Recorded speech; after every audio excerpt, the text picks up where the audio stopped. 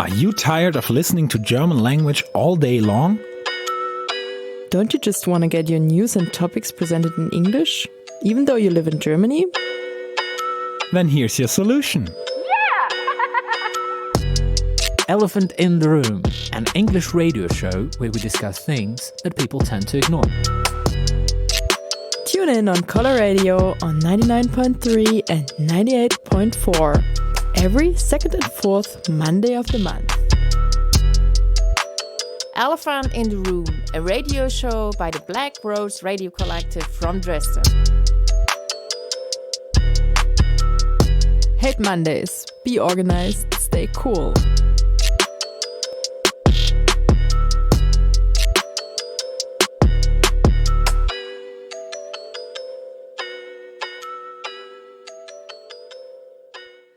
So today we have Yossi from Berlin, who is a writer involved in social struggles.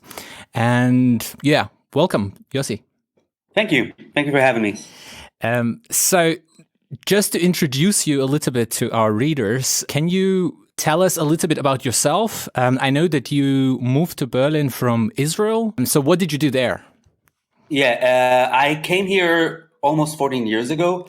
I grew up in Jerusalem, in West Jerusalem, and was active there in different groups, mainly working in the occupied territories against the construction of the separation barrier that was mainly built on Palestinian land, separating Palestinians from Palestinians.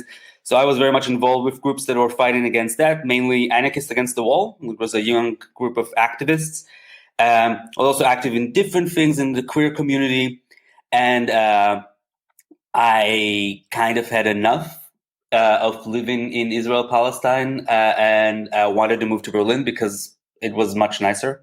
And I visited before and decided to come here when I was 20. And since then, I'm more or less here.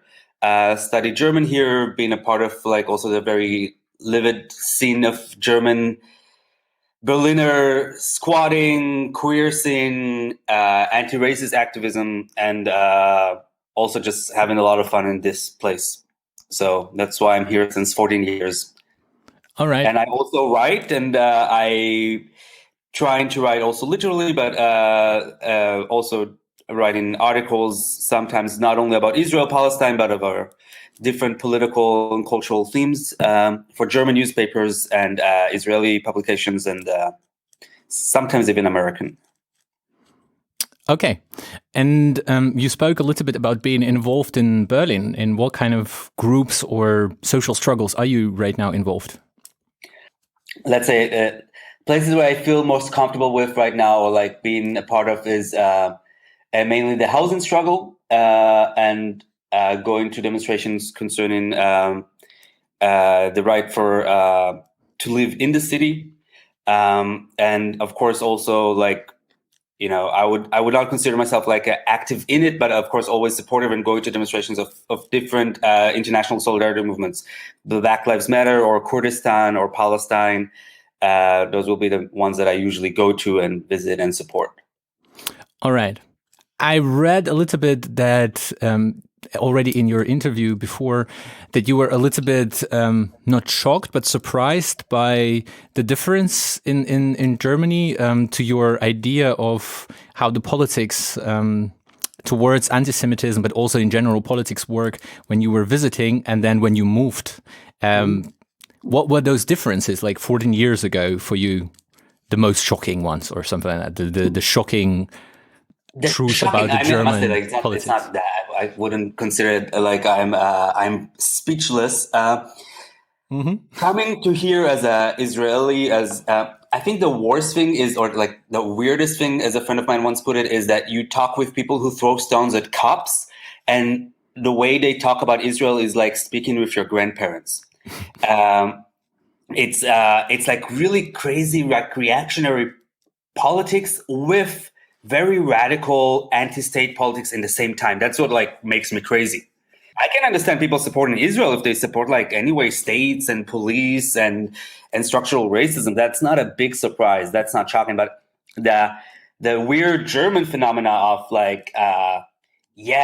kill Germany, blah, blah, blah, like very super radical, like we're anti-fascist, and like also like not just verbal radicalism, but like I would consider them as radical activists. And in the same time, talking about Israel in a way that you, not even like in a softer way, not even as something that like you will hear from, I would say, progressive in Israel or less radical, but like as right-wingers, like really like crazy racist stuff that you hear in Israel only from the right, you hear here from like leftist anarchists. So that is always shocking in a way till today.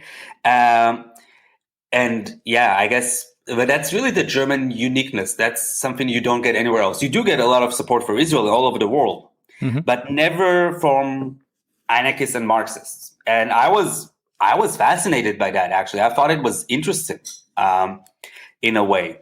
It wasn't just like, of course, weird and frightening, but also like in a weird way, I was totally drawn into it. Like I must say, I learned German. One of the reasons I learned German so fast was like, I want to understand what they're saying. It sounds weird, but maybe it's my German. Maybe I need to read more Adorno or something like that. But then, like after learning German and studying here in Germany, I was like, no, it's just fucked up. It's just really crazy. But it was a good motivation. Yeah, maybe they don't tell you in German the things that they're telling the others in German. Just to keep it more conspiracy theory. I would go into the leftism and this Israel support a little bit later. For me, can we start just with general politics? And what would be interesting is there are, growing discussions with the right-wing movement raising up in Europe all around, like France, Germany, Hungary, whatever. I mean, UK, name the country where it's not strong now. With it, the anti-Semitism is rising. So do you feel that happens also in Berlin? Though Berlin is like this multicultural city. It's not a Saxonian village where most probably, I don't know what people will do to the Jewish people. So how does it feels in Berlin right now? So the rise, like the sentence, the rise of anti-Semitism is always very tricky. Especially when you have political powers who want to exploit the rise of anti-Semitism for very clear nationalistic pro-Israeli politics. In the same time, we do see a rise worldwide of anti-Semitic incidents, especially in the US, by the way, since Trump was elected. It's hard. I mean, that's always I feel in Berlin quite safe, right? Like I live in Neukölln. Half of my neighbors are not Germans. The other half who is German are probably like Green Party voters or Left Party voters. I don't really have this fear on a daily basis. Of course, when you live outside of a very multicultural area, that you feel it much more. I would not like to live in Brandenburg or honestly also in Saxony, not really, not outside of maybe Leipzig or Dresden. So this rise that is going on, I mean, I don't feel it personally. I can just say I read about it, I know about it, and it makes sense that in times of crisis, nationalistic right will go to conspiracy theories more, and those conspiracy theories might include also Jews. So this is something that repeatedly happens in crisis times. I would say the only difference nowadays that you have not only an anti-Semitic right, but you have a philo-Semitic right. So in the same time that we do see also Nazi conspiracy theories about the bad Jews, we also see philo-Semitic conspiracy theories about bad leftist Jews, but also very good right-wing Jews. So Soros is an enemy of all fascists all over the world, but is also the enemy of Netanyahu for some reason. Orban is a big supporter of Israel. Most of the mainstream, not mainstream, most of the populist right in Europe is pro-Israeli. That doesn't mean they're pro-Jewish, of course, but they will tolerate the Jews in some regard. So it's a very there's a lot of contradictions here. And I don't know if it's. I must say, what I see much more is a clear rise of racist, anti-Muslim violence all over Europe. With the anti-Semitic thing is a bit. It's, as I said, it's hard to put the point on what's going on right now. Mm-hmm. And talking about the anti-Muslim racism, how is it? I mean, I don't know how the things are working in Germany in this topic so much, because in Dresden, the Jewish community is really small and it's not really strongly politically organized. How's it in Berlin? Is there kind of a solidarity between the Jewish community and the Arab community or the Muslim community, or those are split? And there is a notion, right? There is like this idea in also the general public that the Muslims are kind of this anti-Semitic crowd that wants to destroy the Jews and throw them into the ocean, which is for sure not true. But how present is this in Berlin, for example, for you? So when you come to the people from Palestine or from Syria and you're saying, yeah, I was living in Israel and I'm involved in the politics, how do the people react to that? And again, if there is a solidarity between those two groups. So when we speak about groups or communities, this is also one of the problems when you are active in those circles. The Jewish community is a structure that is, of course, like the Gemeinde. It's a structure. It's a semi-state structure almost. No, it's a religious community by the state. Yeah, just like the evangelical or the Catholic Church here in Germany you even pay taxes for them. The people there sitting there are usually almost always conservative by definition, right? It's like they're a community organization that needs to support religious or like communal structures. I don't even accuse them of being conservative. This is like their modus operandi. The same thing is also for the Muslim communities. So when you speak about the official communities, that's what the mosques, the Muslim organizations, they usually also tend to be quite conservative. In the same time, most Jews, I would say, or a lot of Muslims here are not that conservative. So this idea of activism through the official representatives is always tricky. So the official representatives, the Jews and the Muslims, keep on saying, of course, we are against anti-Muslim racism and against anti-Semitism. And there were some cooperation, especially I think as there was a Germany kind of outlawed circumcision for a while. That was in 2016 or 17. And the Jewish and Muslim communities did come together against that. They are in contact. There are some programs trying to bring Jews and Muslims together.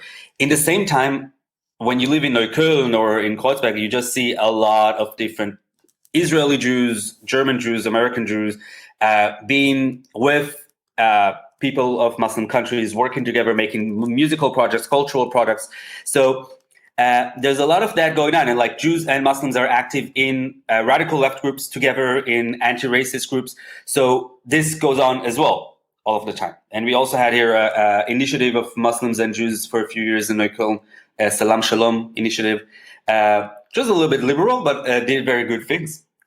So in all of this, I would say, of course, there's this context, they come together. And I would say, especially in Germany, it's clear that for Jewish people is that, or not, I would say not for everyone, of course, there's also right-wing and racist Jews here, and quite a lot of them, but it's clear for a lot of Jews that might be still quite conservative about Israel that in Germany, they need to side with the liberal left and that they cannot trust German national movements in any way.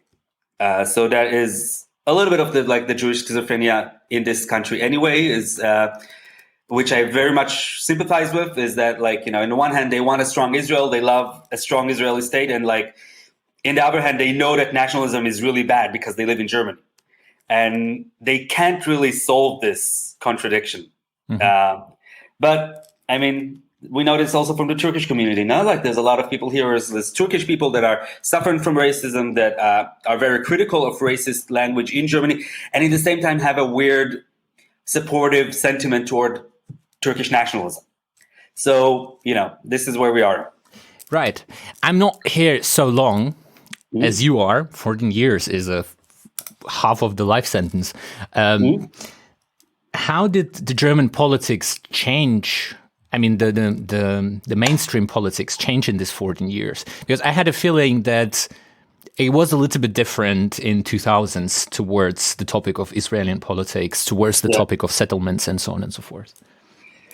It is interesting. I would say Germany becomes more obsessed with Jews/Israel with as far away as we're getting from the Holocaust. And this is quite an interesting phenomenon, right? Like no one here talked about Israel or the Holocaust in the 50s. In the 60s, it was very small. With the 68, of course, there was more discussion, but that was clearly also like as an anti-fascist moment, less so about really connecting. There was always a love to Israel of some kind, or in the left and in the right. Also, this kind of guilt feelings connected to it. But it was never as big as it is today, I would say. And this is, I think, an interesting development that has something to do with the fact that Germany, as a national state that exists only since, what do we have now, 30 years, right? Like the reunification. Mm-hmm. With the reunification, we have an independent German state. Now, since 94, there's no more like occupying soldiers in this country. Germany has its new borders. It's a new state. It needs to come together.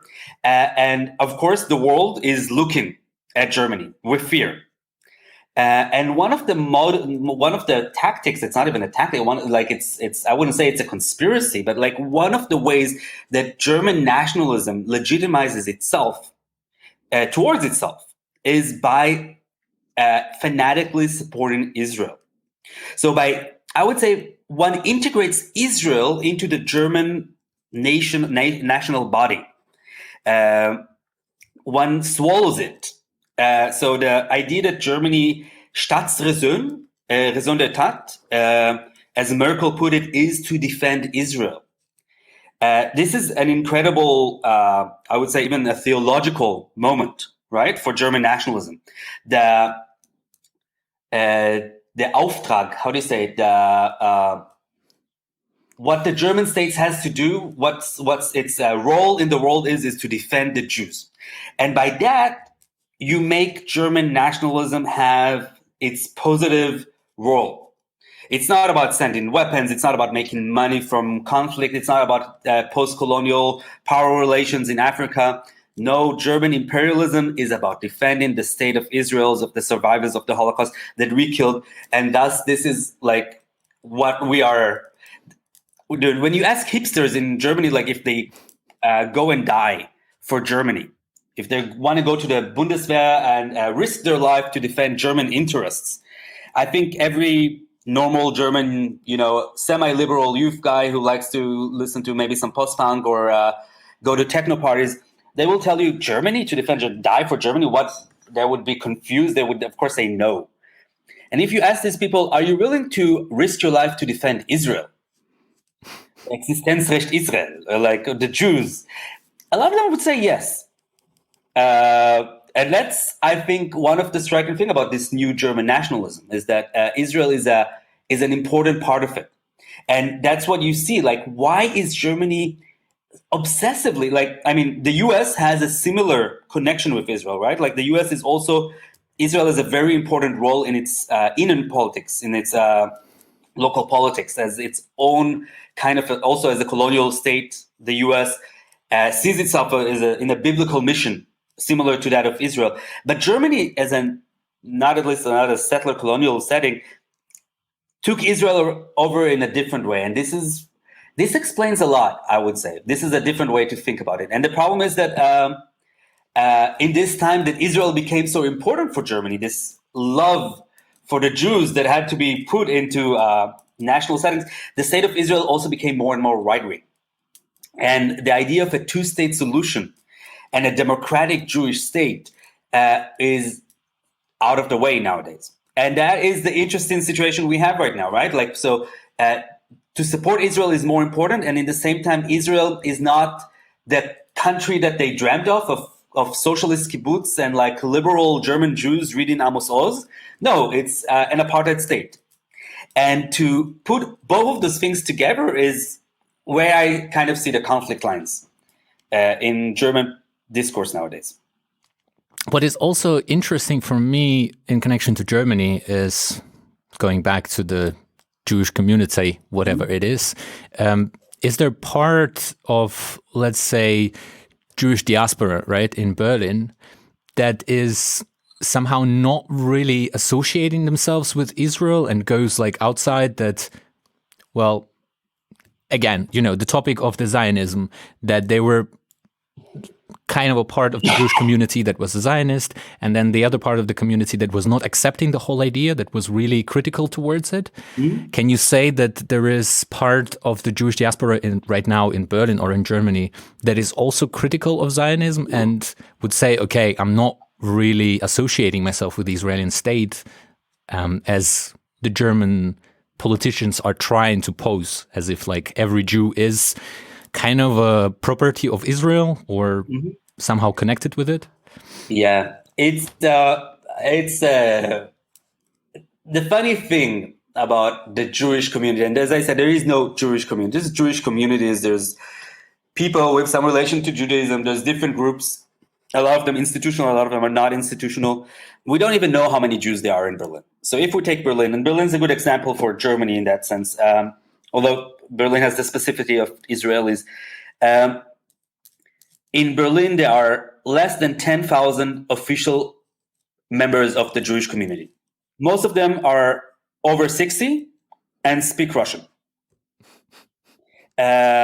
So this is, and most of them would not even go to the synagogue, other than like in the high holidays, right?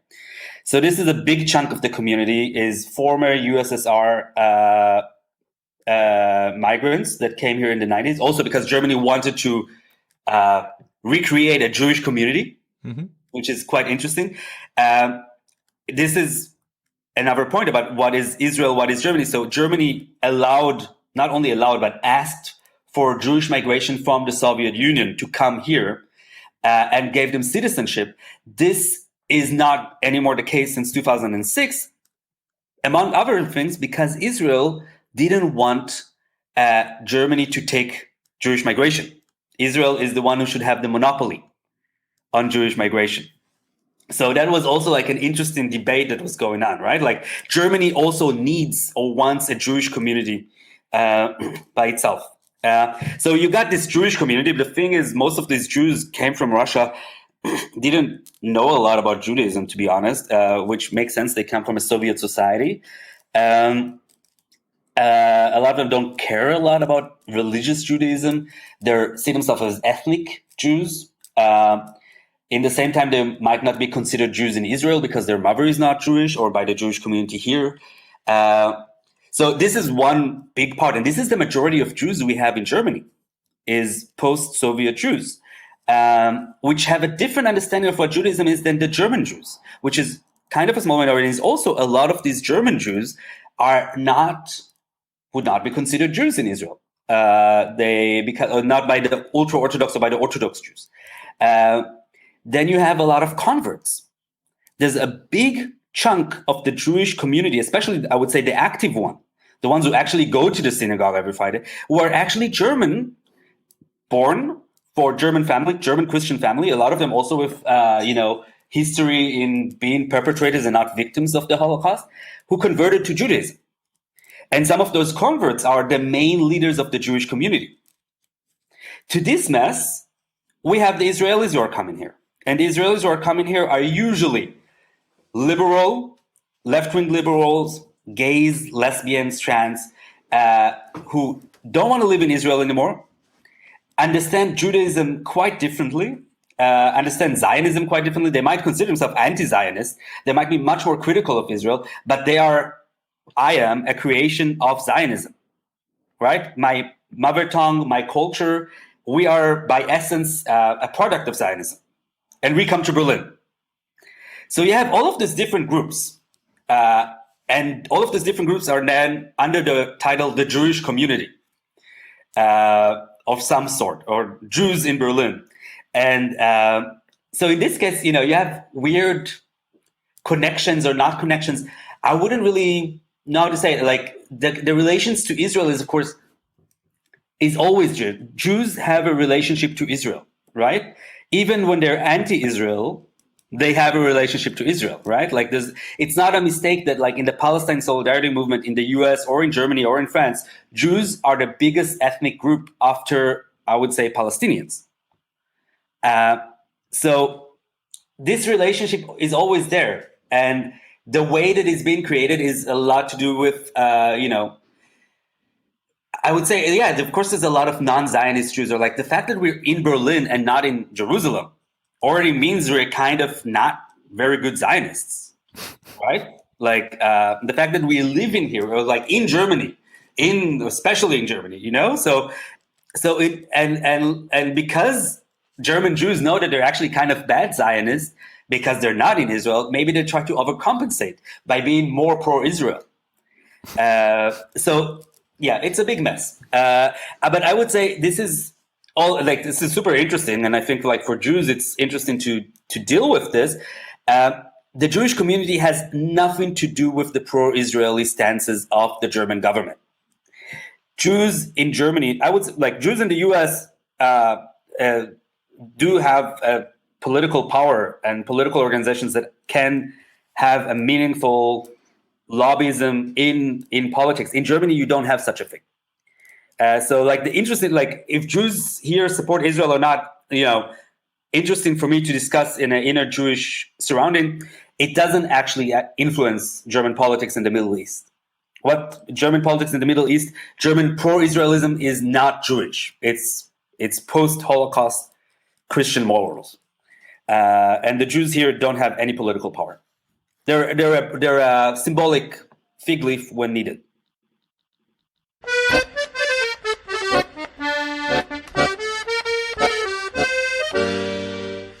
Euer narische Zionisten mit euer narischen Seichel, ihr mögt doch gehen zu dem Arbeiter und lernen bei ihm Seichel.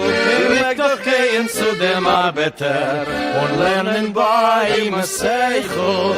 Ihr wollt uns führen kann Jerusalem, wir sollen dort Goldaien, wir wollen besser sein in Russland, wir wollen sich befreien. Wir wollen besser sein in Russland. Wir wollen sich befreien.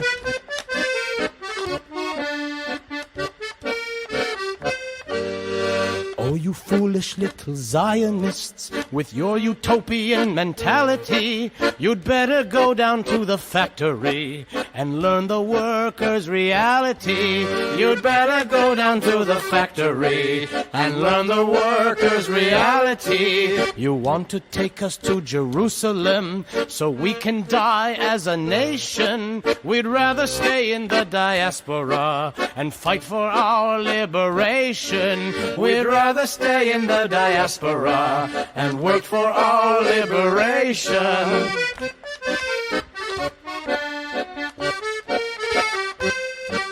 Глупенькие сионисты, вы такие утописты, вы бы лучше шли в рабочие или в трубочисты, вы бы лучше шли в рабочие или в трубочисты. В Иерушалаим идти за вами не желаем, мы в России останемся бороться с Николаем, мы в России не останемся бороться с Николаем.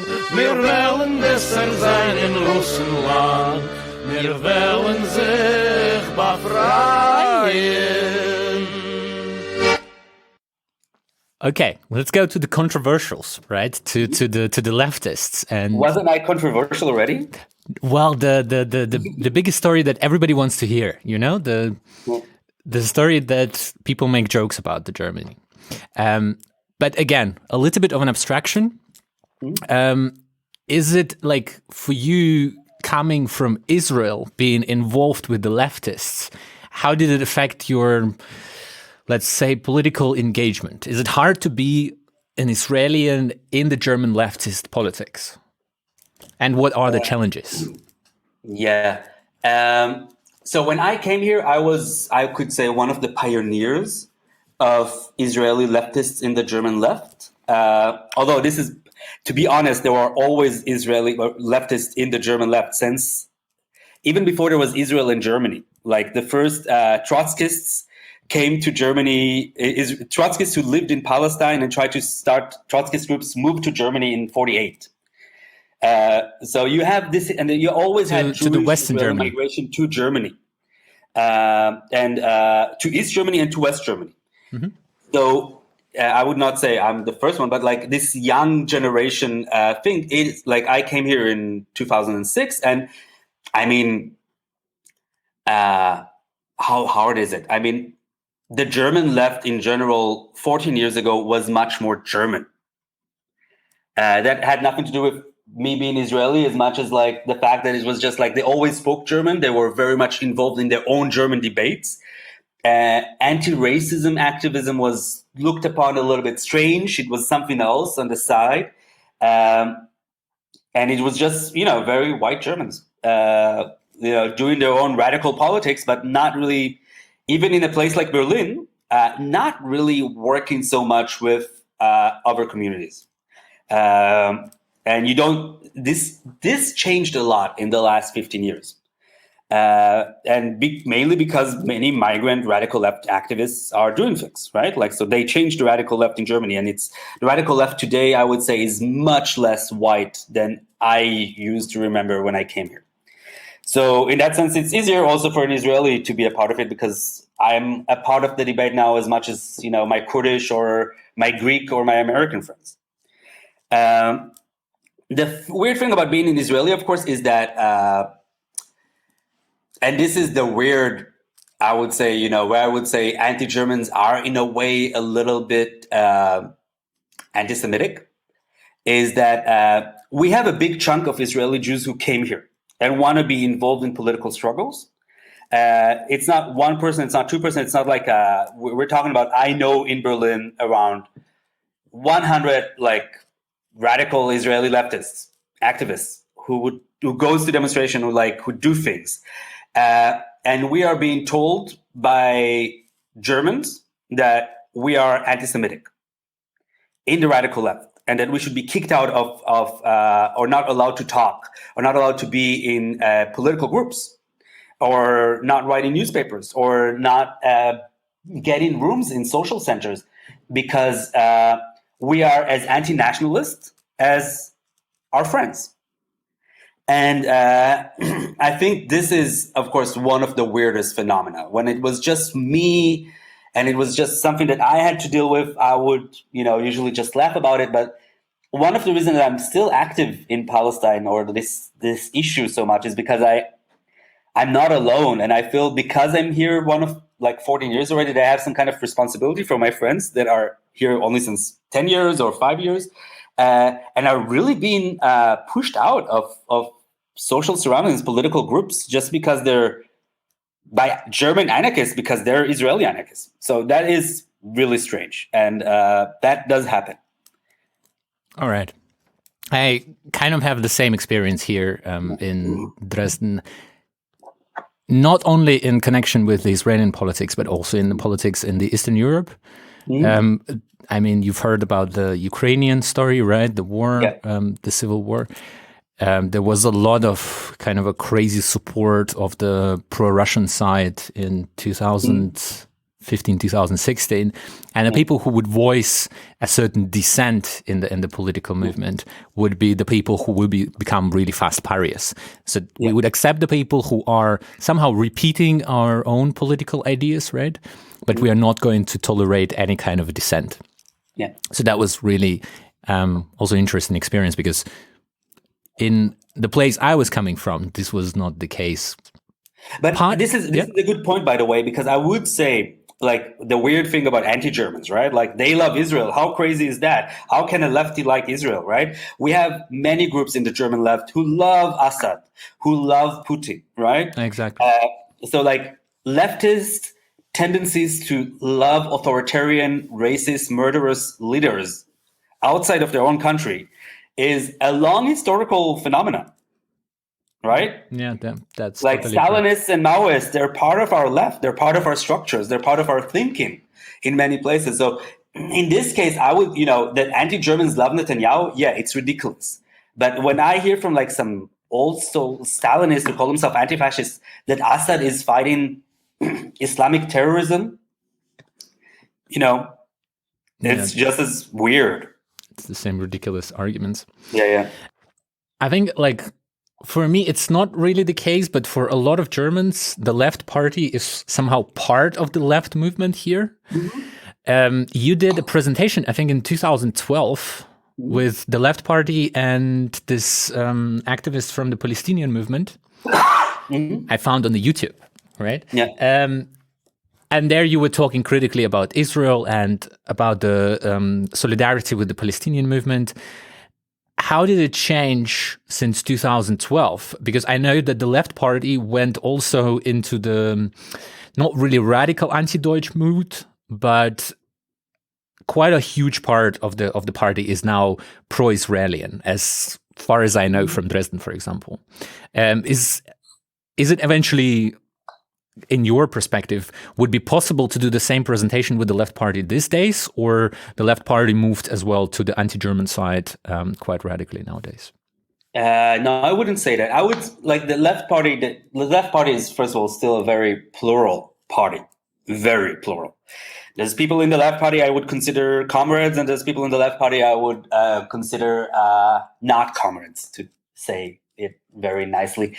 And I think this kind of situation in the party is, again, it is not so much about loving Israel. It's about a different issue. It's about the left party in its fight to become a part of the government and becoming part of a red-green future government that they're fantasizing. And the question of Israel is one of the most important questions. Are you going to be in government or not, right? And in this case, I would find it, especially in East Germany, where I would say the left party structures are more, I would say, state-friendly and government-friendly, and are more reformists. It's not a secret that the East German left party is more to the right than the West German left party. Different histories. So those people who come actually from reformists, they have this Stalinist history, a lot of them. They were very anti-Israeli in the 80s when they were still members of the SED, are today quite pro-Israeli. But this is more opportunistic, I would say, than actually loving the state or the state of Israel. So these debates go on in the party, and I don't think that that it's in itself more to this side or more to the other side. I would say the problem of the German left party is that they're mainly not doing anything.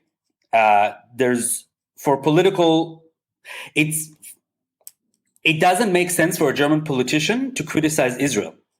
They will get so much, they'll get a shitstorm every time they're critically doing something.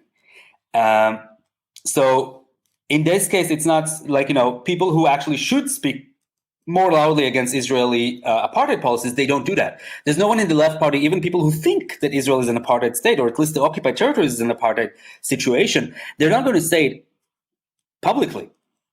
And this is a problem we have. This is not specifically the left party problem, by the way. This is a problem also for the Greens and also for parts of the SPD.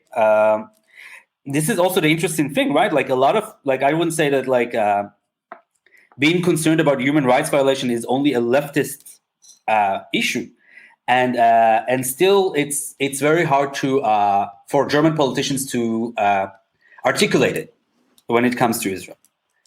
So yeah, the struggle, and like I would say, the left party is it's a huge group, very different kind of political groups in it, fighting each other, fighting with each other. And I wouldn't say it's one or the other. I would just say, yeah, it's in some parts it is right now very clearly anti-Palestinian, especially I would say, by the way, in the youth groups.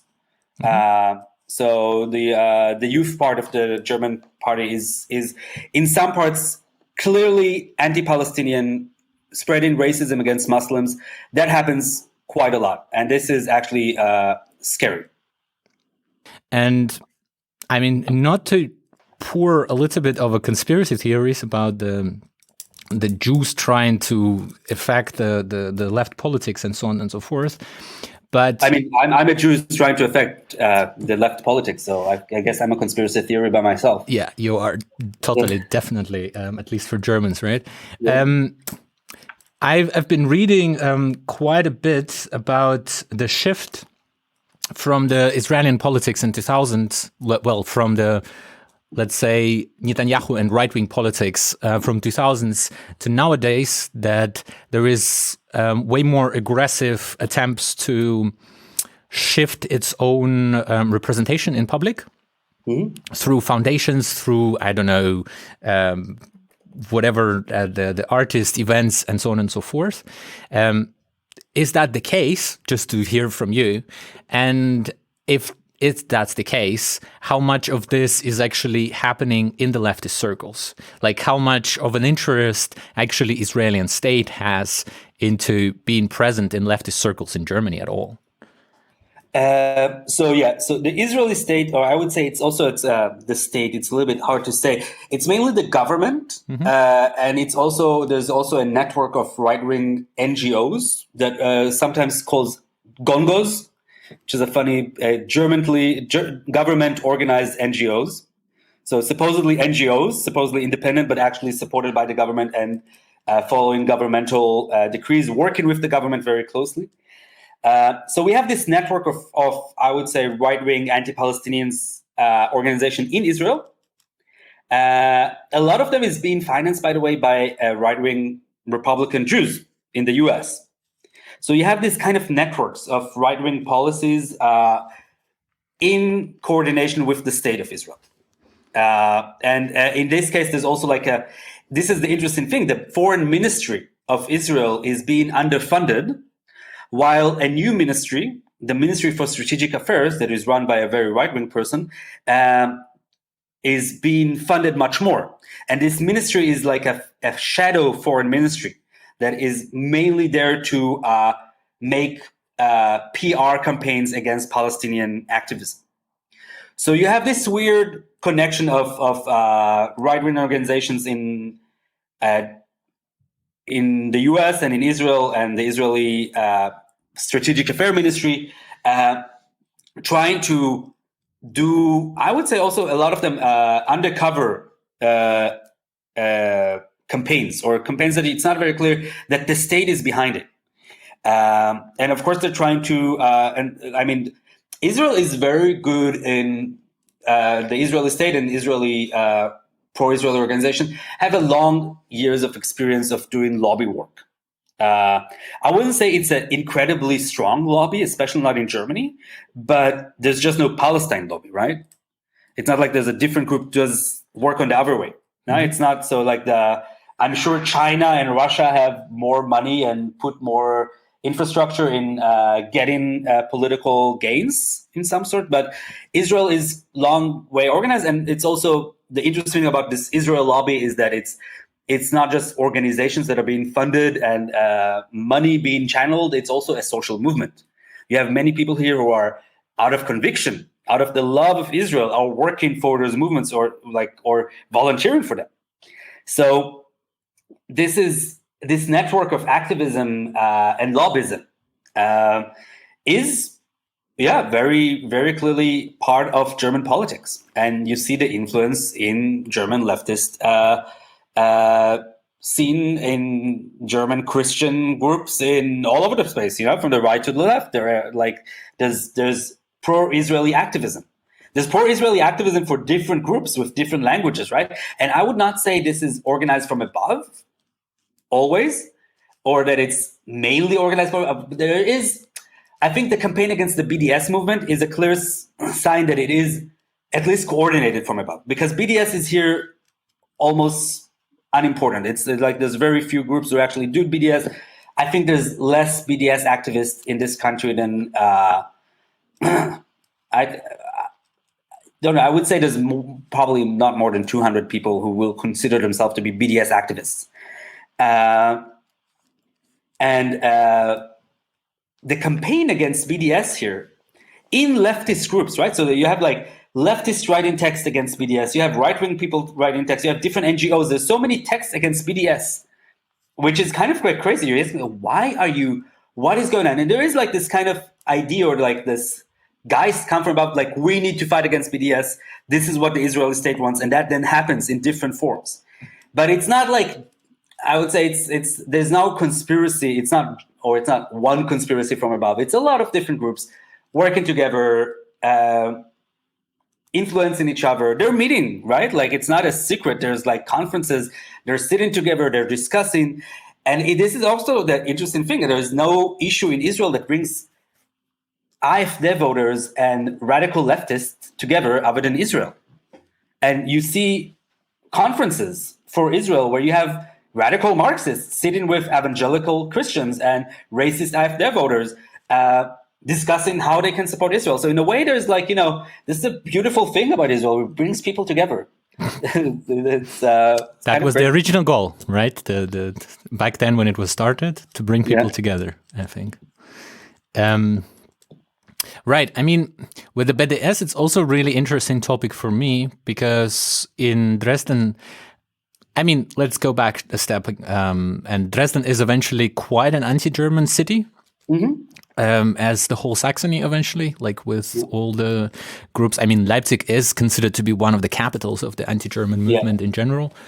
And it was really weird because at certain point, it kind of like started popping up for the different groups. And even like the anarchist FAU, the Freie Arbeiter Union, started talking about that. And it was extremely important for the people to show that they are not solidarizing themselves with the BDS movement. They are not standing even on the topic of the anti-Zionism. There was like a huge shitstorm, I think 2015, 2016, when most of the FAU groups wanted to put into the kind of the paper that is stating the principles of the union, that anti-Zionism is eventually anti-Semitism. And there was a huge discussion about that because the only group that was standing up was the group of the migrant workers. So the people who are organizing in Berlin.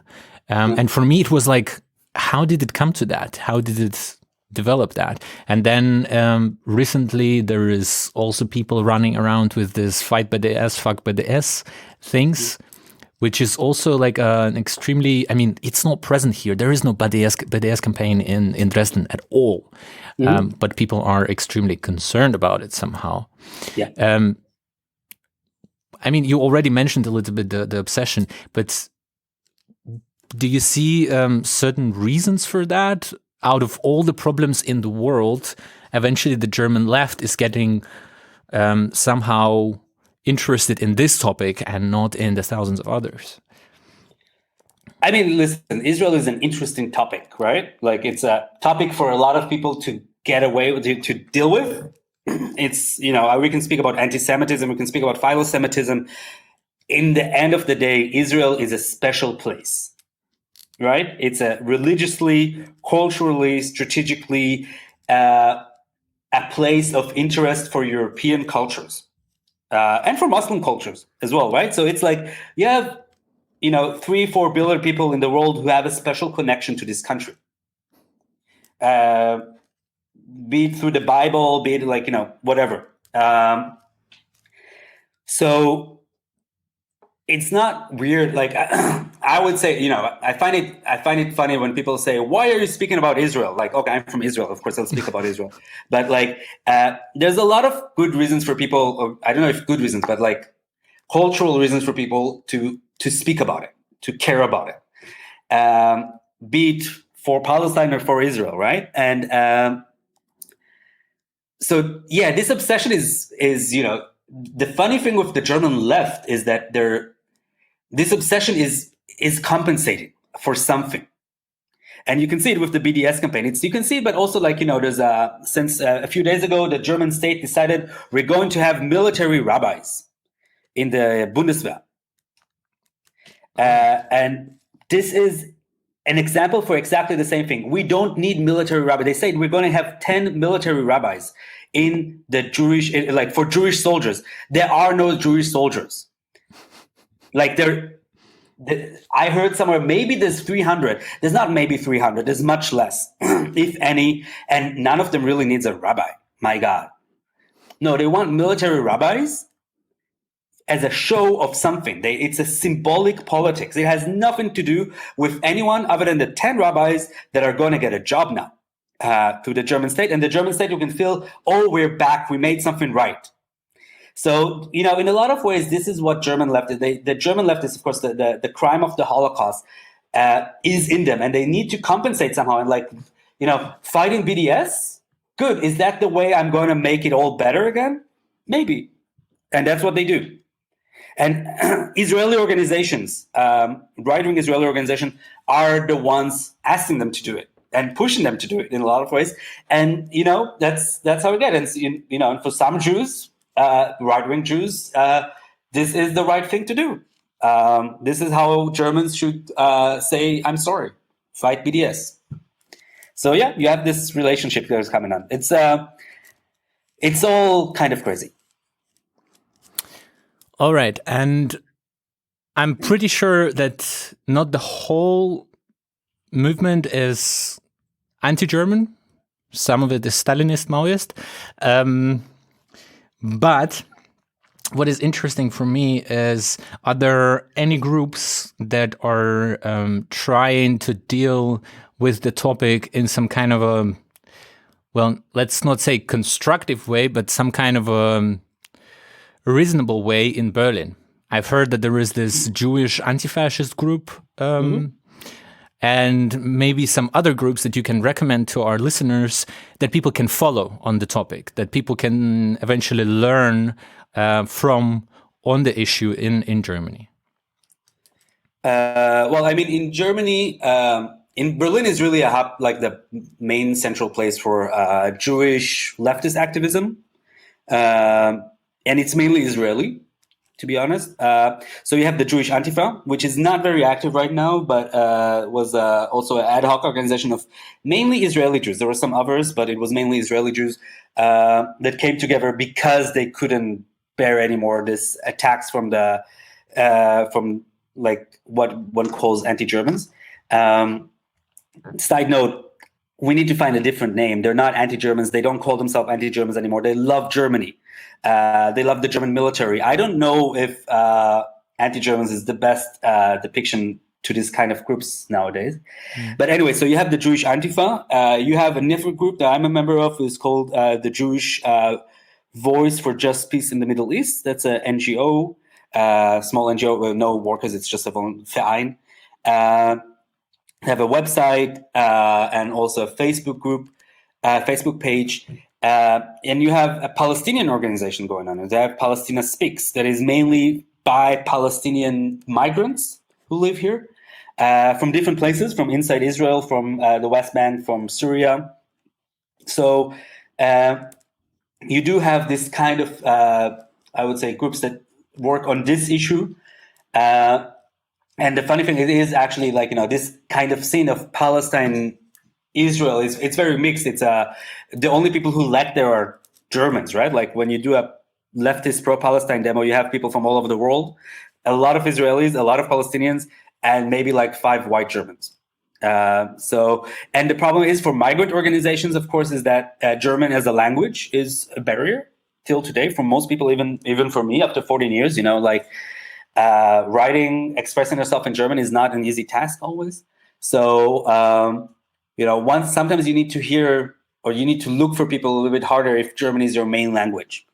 For English-speaking people, of course, Palestine speak, and I would say Jewish Antifa is a good place to start.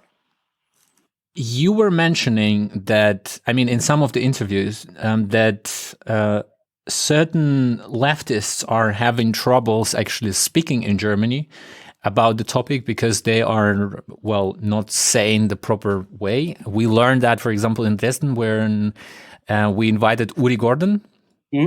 And he came and actually gave a speech here, but the talk in Leipzig was cancelled because people didn't want him there.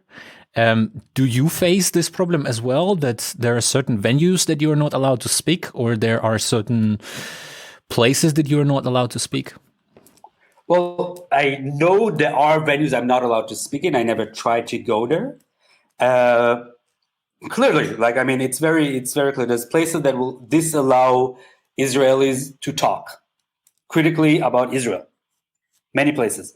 I mean, even more places that will deny Palestinians the right to talk about Palestine, right? Like, as a Jew, I'm still privileged in the sense, we can listen to him because maybe he is not anti-Semitic, but a Palestinian has to be anti-Semitic, right? So in that sense, Palestine activism is denied access to stately funded places. So like any theater, any place that gets state's money, it can't host people who might be connected to BDS. And there's no Palestine activist who is not somehow connected to BDS, because that is the main root of Palestine activism nowadays. And in that sense, of course, like most people who are not allowed to speak in public spaces are Palestinians and Israeli Jews in the left. So, not a big surprise. These things happen. Of course, I was also not allowed to speak in some youth centers in the past. That's, it's something you deal with. Not very surprised by it. It's kind of ridiculous, but that's how German politics also happen. It's a lot about it's not about what you say. It's about who you let to speak and where not, and who states where. So, that's also, I just find it a little bit childish and boring. Yeah, but it's also bizarre. I mean, when I was still not living here, and we would come with the friends to Berlin, right? We would hear the stories about the crazy anti-Germans that are doing this and that, and then there would be jokes about them. Like, for example, a friend from Israel comes to Berlin and they go to the anti-Deutsch cafe, and then they sit there, and then the anti-German comes and says, you have to leave because you have the scarf. The kafia.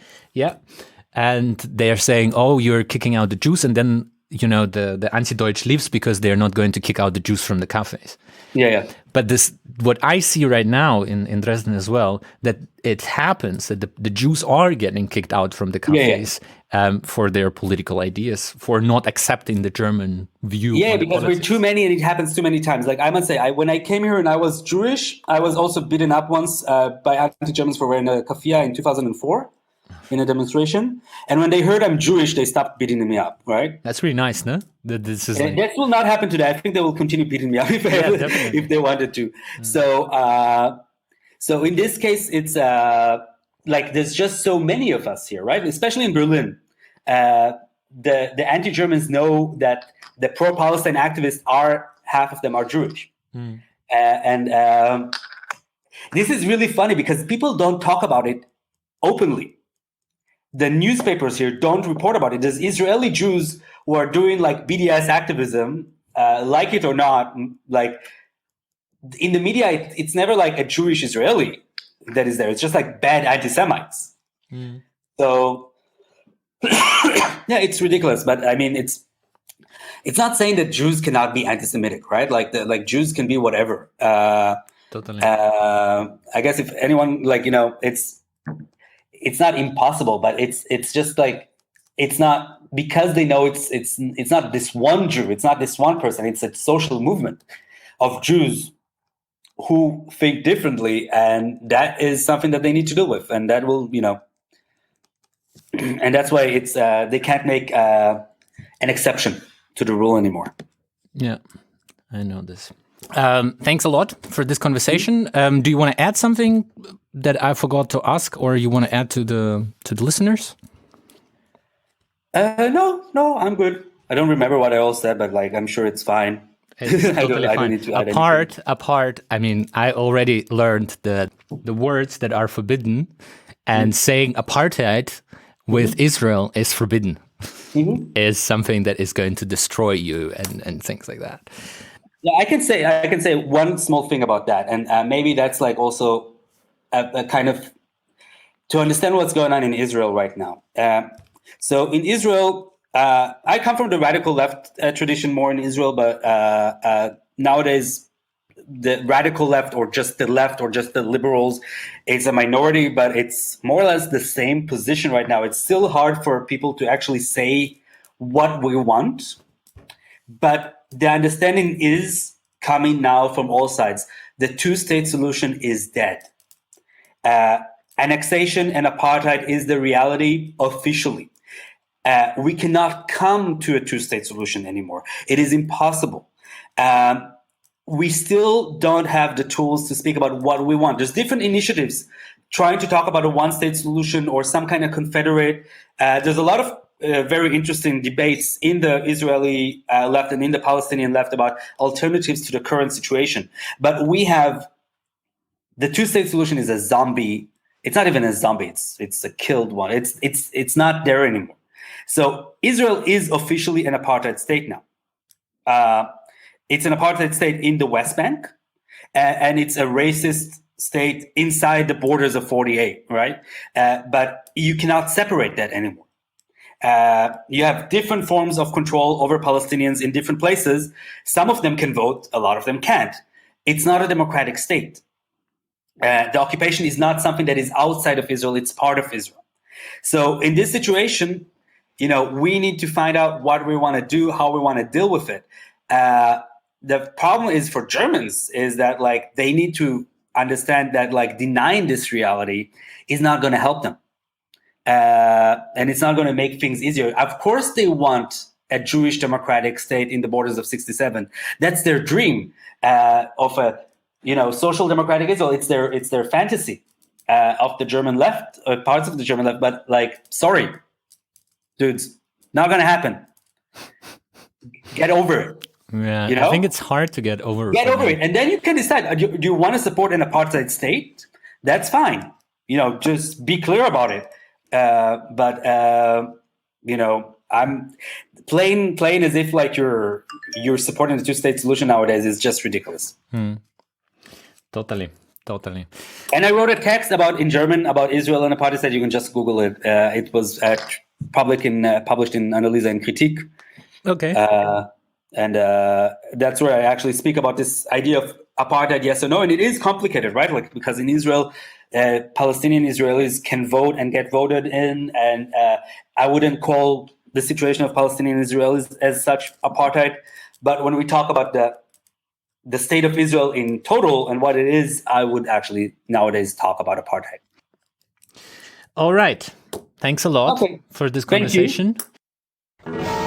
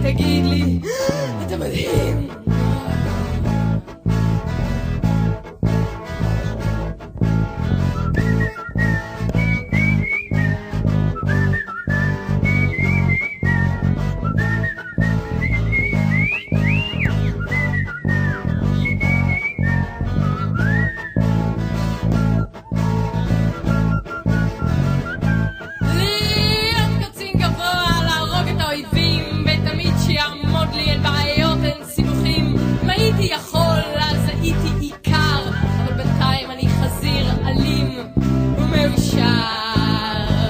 כן, גם אני רוצה להיות גיבור מצבא ההגנה, וגם לי תהיה עלה, גם לי תהיה עלה, שאני אגמור לסדר את כל העניינים. היא תעשה לי ביד והיא תגיד לי אתה מדהים.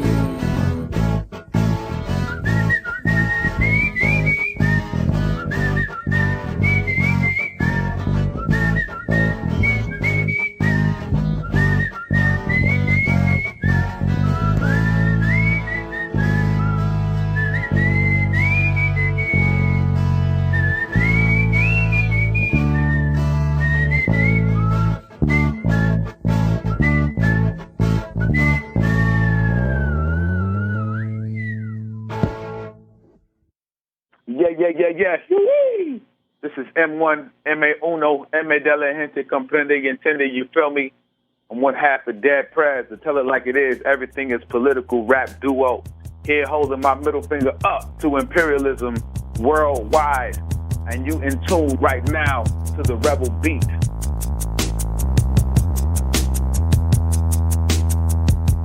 The Rebel Beat is a monthly podcast of radical political music across different genres and across different continents. It's the mixtape to a riot against police brutality. It's your nightly newscast set to bass and beats. It's protest anthems from Hong Kong to Istanbul to Ferguson to Montreal. Give it a listen at rebelbeatradio.com or subscribe today on all your favorite podcast platforms. And that was it for today. Thanks for listening. You can find the archive of our radio shows on the website of the Anarchist Network Dresden. Elephant in the Room is a proud member of Channel Zero Network, an English-based anarchist radio podcast network run by radical media makers from around the world.